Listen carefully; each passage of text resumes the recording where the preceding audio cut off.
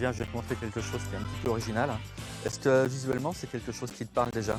Je vois des épines, Oui, je exactement. vois des feuilles, je dirais que c'est un acacia. Pas tout à fait. Tiens, tu vas faire attention aux petites épines, tu vas le prendre dans ta main et puis tu vas frotter un petit peu avec tes mains. Et puis tu vas le mettre à ton nez. Tu vas dire ce que tu en penses. C'est du poivre, hein, peut-être? C'est du poivre, ouais. C'est du Szechuan, exactement. Là, je vais te montrer un deuxième petit arbre aussi qui Ouais. sort de l'ordinaire. Les feuilles, moi, ça me fait penser soit à du pêcher, soit à de l'amandier, soit à de la verveine. Non, c'est pas ça. Ça vient d'Amérique du Nord. Dur. Noix, Oui. Des des noix. noix de cajou, Non, pas macadamia. non, Des noix de quoi? de pécan. Des noix de pécan, oh là là.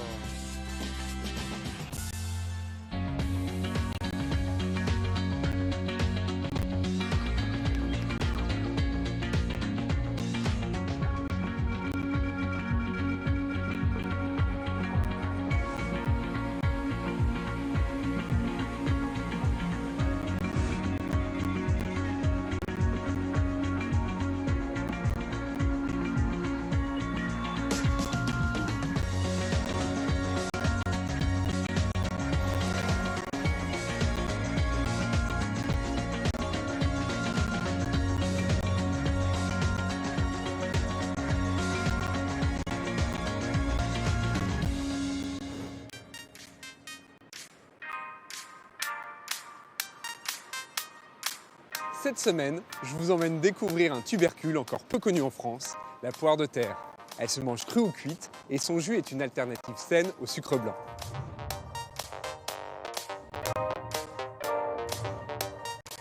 À Talmont-Saint-Hilaire en Vendée, Arnaud s'est mis à la cultiver un peu par hasard. Aujourd'hui, il en produit 1 tonne par an. Ces poires de terre ont tapé dans l'œil d'un pâtissier du coin, Julien, qui voudrait bien les intégrer dans une nouvelle recette de tarte 100% locale. Sa touche supplémentaire, un peu de miel que j'irai chercher chez Stéphane. Ces ruches sont en ébullition, c'est le début de la récolte. Ah oui. Oui, c'est parfait. Avec Julien, nous réaliserons une surprenante tarte aux poires de terre et au miel, surmontée d'un brin de vanille. Le futur best-seller de sa boutique, je l'espère.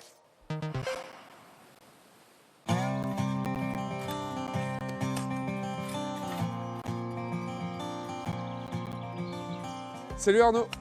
Bonjour Grégory, bienvenue dans mon jardin. Quel jardin? T'es en train de faire quoi là? Bah là, je suis avec mes patates et je suis en train d'aérer un petit peu pour essayer qu'il n'y ait pas de mauvaises herbes qui poussent. Et t'as un peu tout là, je vois qu'il y a des framboisiers, tu me disais des pommes de terre. Et tu choisis comment les essences, les espèces que tu vas planter? J'aime bien faire des recherches sur internet. Je regarde sur YouTube ce qui se fait, je suis pas mal de chaînes de potager. Et puis je regarde sur le Bon Coin, pas très loin de chez moi, qu'est-ce que les gens ils ont. Si je vais faire un tour à Nantes par exemple, bah, je vais faire une recherche Bon Coin à Nantes, potager, et puis je vais voir ce qu'il y a. T'aimes bien innover et t'inspirer de Ouais. ce que font les autres. Ouais. J'aime bien les patates, les carottes, mais j'aime bien aussi trouver d'autres choses. Et qu'est-ce que t'as comme espèce rigolote en ce moment dans ton jardin? Je vais t'emmener voir.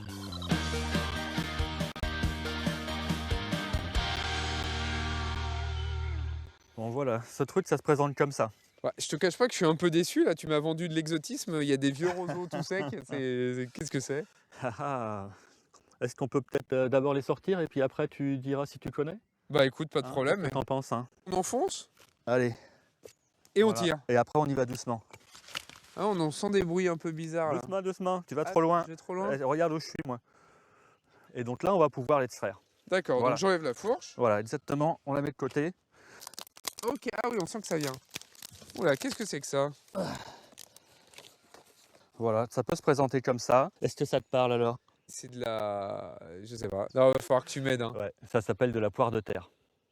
Ah, je connais pas la poire de terre. C'est quelque chose qui est originaire d'Amérique du Sud, principalement du Pérou. Et ça s'appelle comment au Pérou? Ça s'appelle du yacon. Ah oui, bah alors yacon, je connais. Enfin, je connais. Je Voilà. vois ce que c'est, mais je connaissais pas sous le nom poire de terre. Et ça se consomme comment? C'est plus un légume, ça pousse dans la terre. Ça peut se manger cru déjà, Ouais. ça peut se manger cuit. Nous, ce qu'on fait par exemple assez souvent, si on a un poulet, on fait le poulet au four, et ben, tout autour on va mettre des poires de terre. Et puis normalement le temps de cuisson du poulet correspond au temps de cuisson de la poire de terre. Voilà. Et du coup, tu parles de manger cru, tu crois qu'on pourra en goûter une? Ah ouais, on va se gêner, oui. Tu vois, c'est cette texture-là en fait qui fait peut-être penser un peu à des poires. À la tienne. Ouais, c'est bon. C'est très délicat comme chair. Et tu as ce petit goût sucré, c'est très agréable. Ouais.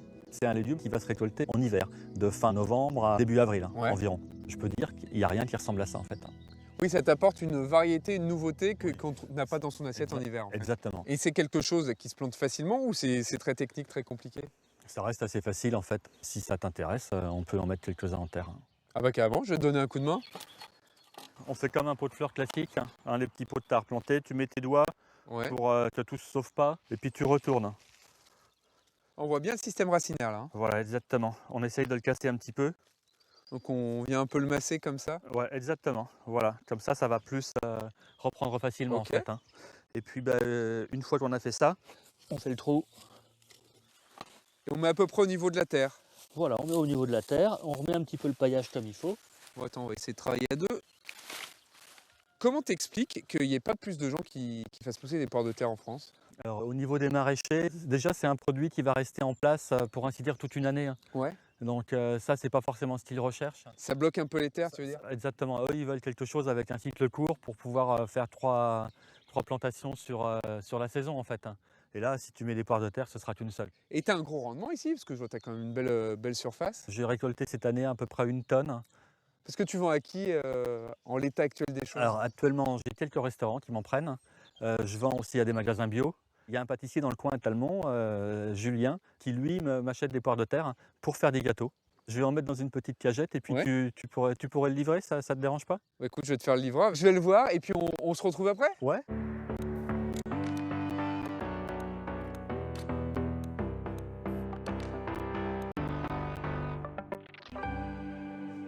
Bonjour Laetitia. Bonjour Grégory. Alors j'ai Arnaud qui m'a confié ces belles poires de terre. Oui, Il m'a dit qu'ici à la pâtisserie boulangerie vous alliez en faire quelque chose. effectivement, on a inventé une recette exprès pour aller avec ces poires de terre.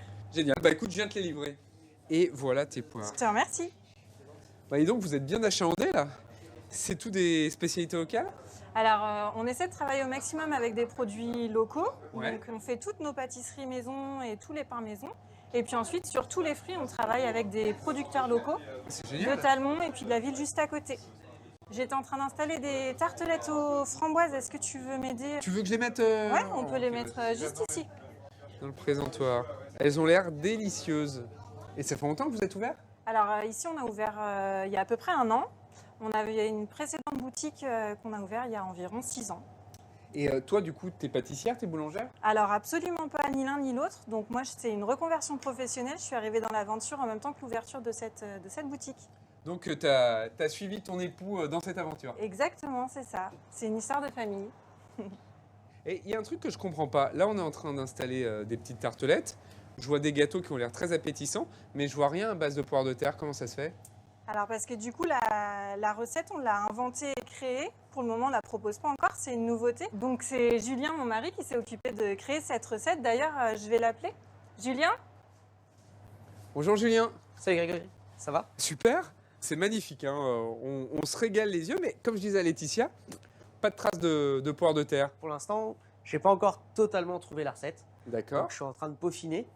J'essaye des pourcentages au niveau de mes matières premières. Alors, d'après ce que j'ai compris, vous aimez bien local, mais vous aimez bien également être novateur. Oui, pour pas avoir la même chose que les autres en fait. Il faut vraiment sortir du lot en gros. Avoir une tarte aux fraises pour avoir une tarte aux fraises, c'est pas intéressant pour moi. Il faut vraiment avoir quelque chose en plus. Et du coup, ça consiste en quoi la pâtisserie que tu fais à base de poires de terre? Alors, je suis parti sur un sirop à base de miel de ronce pour D'accord. avoir un peu d'acidité. Et après, tout simplement un sablé. Donc tu vas en faire une tarte. Oui, pour faire une tarte, c'est vraiment pour avoir quelque chose. On garde le goût quand même de la poire de terre. Et le miel, c'est du miel local également? Oui, il est local. Il vient de Talmont et c'est Stéphane qui le fait. D'ailleurs, là, il m'en faudrait si tu veux qu'on essaye la recette ensemble. J'y vais, tu peux faire chauffer le four et je reviens vite.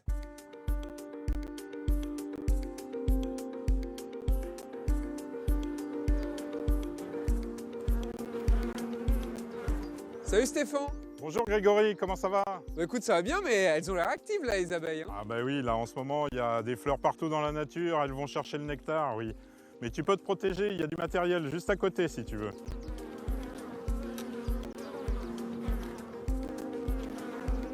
Ah Grégory, tiens, ben on va regarder où elles en sont là, dans le stockage de miel. Parce que là, on est au début de la saison.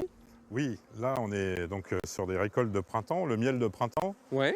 Et là, c'est toutes les fleurs environnantes là qu'on a justement, aubépine, prunelier. Voilà, le site permet de récolter tout ça. On est loin des champs de colza. Et là, ces ruches, elles sont là aujourd'hui. Tu les bouges d'un endroit à l'autre? Alors oui, au mois de mai, l'acacia va être en fleurs. Et donc, je vais aller chercher le miel d'acacia. Donc pour ça, on parle de transhumance. On emmène les ruches sur un lieu précis. Du coup, selon les saisons, tu n'as pas le même miel. Voilà, exactement. Voilà, donc ça c'est le cadre de miel. Ah oui, donc là, ce sont elles qui produisent comme ça ces alvéoles. Absolument. L'abeille, elle est capable de construire, de bâtir. Elle a des glandes cirières, elle va produire sa cire. Et donc elle bâtit et ensuite elle vient stocker le nectar que tu vois ici. C'est ce qui brille à l'intérieur. Ok. Et une fois que le nectar est transformé en miel, eh bien le miel, elles vont l'operculer. Hein, le miel, il sera présent juste dessous là.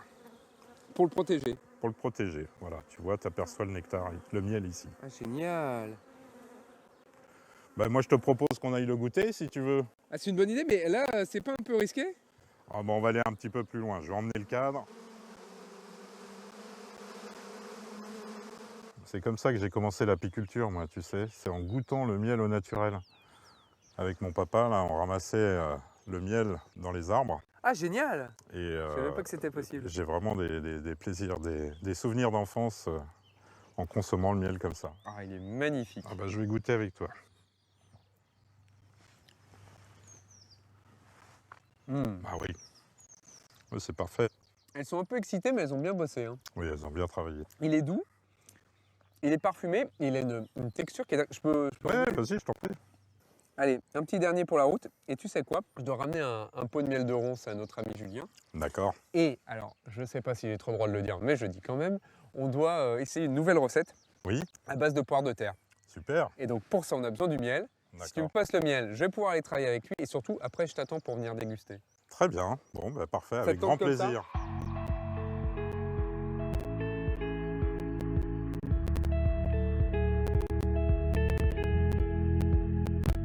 Bon, Julien, pour cette recette de tarte aux poires de terre, qu'est-ce qu'il nous faut?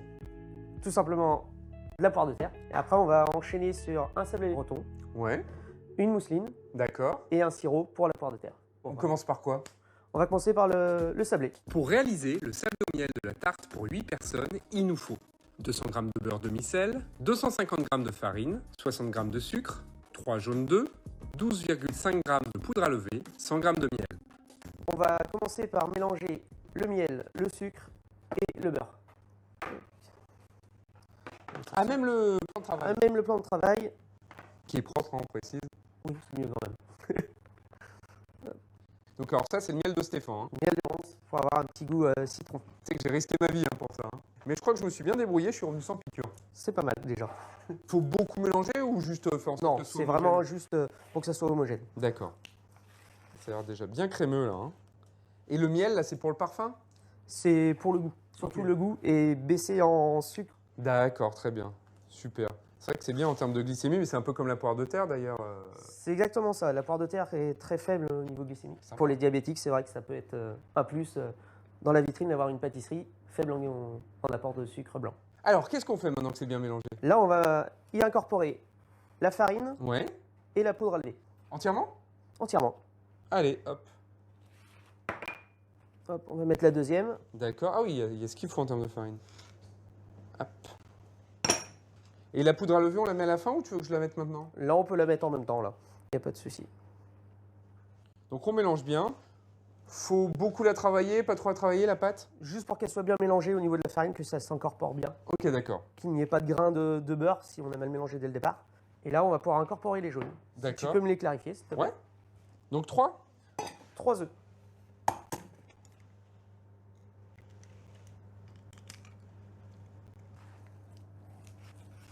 Et la pâte est terminée là? Là, elle est terminée. On va la filmer, la mettre au froid pendant 1 heure, 1 heure et demie, pour qu'elle reprenne une texture plus dure que ça. Donc maintenant, c'est quoi l'étape? Là, on va faire une crème mousseline. Pour réaliser la crème mousseline, nous avons besoin de 500 g de poire de terre, 500 g de lait entier, 125 g de beurre, une gousse de vanille, 125 g de miel, 3 œufs, 62,5 g de fécule de maïs. Et pour le sirop, 500 g d'eau, 100 g de miel, une gousse de vanille. On va mettre le lait avec le beurre, une D'accord. partie du beurre. On a deux parties en beurre en fait. On a une partie à la chauffe et après une deuxième partie pour la faire monter. Je te le verse? Vas-y, tu peux. Et un peu de vanille. Donc on fait quoi? Faut... On va l'ouvrir Ok. dans la longueur. Dac. La C'est quoi raclée. comme vanille? La vanille de Madagascar. Ok, valeur sûre. C'est ça. Donc on récupère le caviar, les petites graines. On le met dedans. Et en plus, la gousse directe. Très bien. On mélange bien pour que ça Mmh. infuse. Ça sent bon. Alors là, qu'est-ce qu'on fait maintenant? Et là maintenant, on va mettre le miel, la fécule de maïs Ouais. et les œufs. Donc toujours du miel de ronce pour rester vraiment sur les mêmes arômes. Qu'on ait toujours le même goût. Ok. Donc d'abord le miel, ensuite la Le fécule miel. de maïs. La fécule, Donc là je remue bien. c'est ça. Et là, on va pouvoir y incorporer. Voilà, je t'en mets partout. Les Ouais. œufs. Ok. Hop. Super. Ouais, tu m'as donné le plus compliqué là. Pas le plus compliqué, le plus sportif. Bon, t'en penses quoi, chef? C'est bon, il n'y a pas de grumeaux. Et maintenant, on va pouvoir là, verser le lait chaud. D'accord. Donc je remue là pour que ça. Faut que tu remues pour pas qu'on ait. De l'omelette. C'est ça. Que les œufs soient cuits.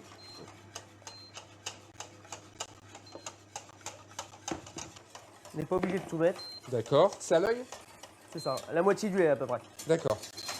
Et maintenant, ton liquide dans le lait.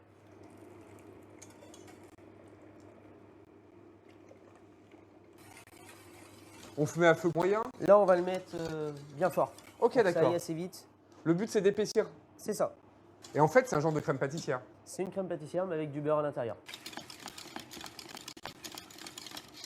Et là maintenant, on incorpore le beurre. Ah non, pas encore. Là, on va la refroidir. D'accord. Une heure à peu près, une heure et demie.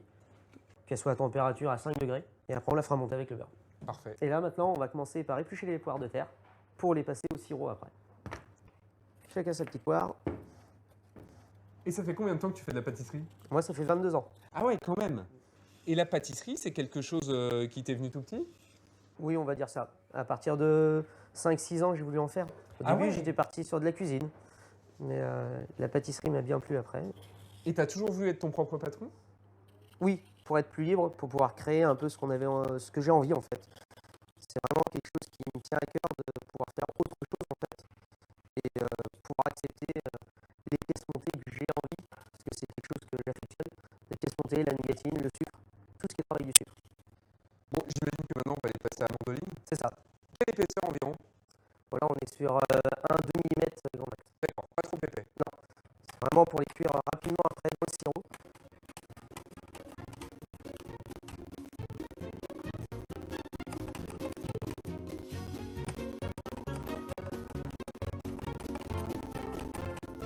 Ok, donc on a notre tranche de poires de Les terre. poires de terre. Qu'est-ce qu'on en fait? On va pouvoir les pocher dans un sirop. Le fameux sirop. C'est ça. Bon, alors pour ce sirop, on a besoin de quoi? Alors, on a besoin de l'eau, du miel et de la vanille. Là, il y a 500 g d'eau Ouais.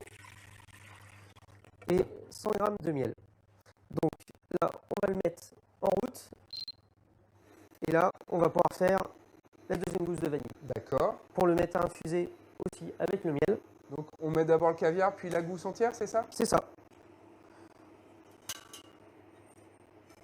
Et après, on y incorpore la gousse. Et là, on attend quoi? On va juste attendre que ça bout. On va mettre nos poires de terre dedans. On va les cuire 5 minutes dedans pour les pocher. D'accord. Et une fois que ça sera fait, on les verse dans un récipient. Et on peut les laisser, pour l'instant, moi j'ai essayé sur 1 mois, ça fonctionne. Ah, carrément, ça peut se conserver jusqu'à 1 mois. C'est ça, Et du coup, c'est le même principe qu'une poire au sirop. c'est ça. Le sirop au bout, maintenant on peut y incorporer les poires de terre. Et là, 5 minutes. À ébullition.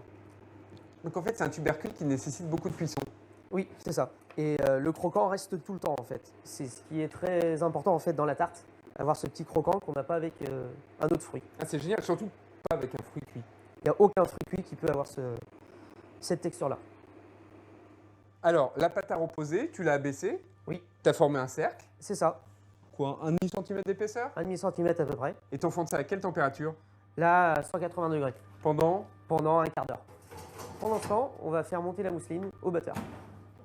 Le batteur, Bah alors, tu veux pas la monter au bras? non, on va éviter. Donc là, on va pouvoir monter la mousseline.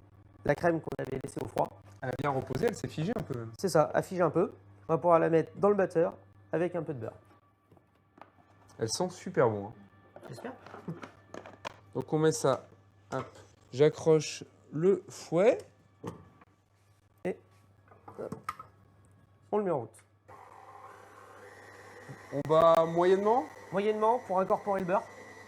Et le beurre, faut qu'il soit bien froid, faut qu'il soit pommade. Non, le mieux, c'est d'avoir un beurre quand même pommade. D'accord. La même texture que la crème, en fait. Ok. Pour que ça s'incorpore bien. C'est bon. Hop. Ah, c'est une super texture là. Hein. Donc là, on a notre mousseline qui est montée, notre sirop avec nos poires de terre dedans et notre sablé qui est cuit. Donc on va pouvoir passer au dressage. Il est magnifique là, le sablé, il est bien doré. Une belle cuisson. Donc là, maintenant, on va pouvoir mettre la crème, la mousseline, au miel et à la D'accord. vanille. Donc tu as mis dans une poche parce que c'est plus facile à Adresser. dresser.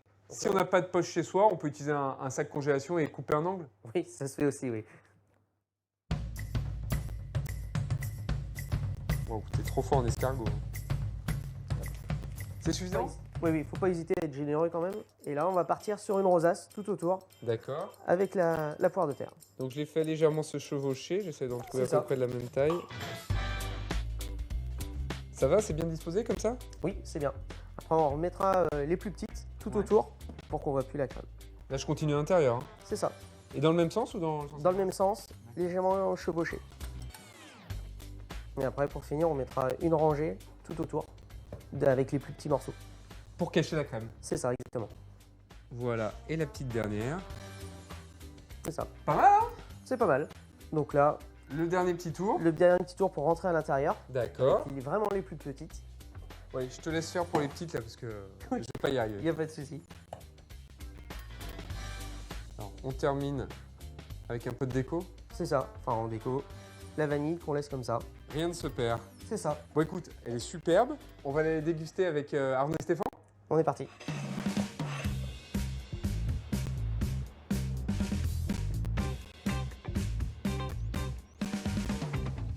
Bon, est-ce que vous attendiez à ça, Arnaud et Stéphane? Ouais, c'est un beau rendu, hein, c'est joli. C'est joli. Ouais, très joli. Il y a une transparence qui est intéressante, je trouve, dans le fruit. Ça, c'est la cuisson au sirop. C'est vrai que ça rend ouais, un peu ouais. translucide. C'est très sympa. Tout à fait, ouais. Et ben Oui. bon app. Bon appétit. Merci.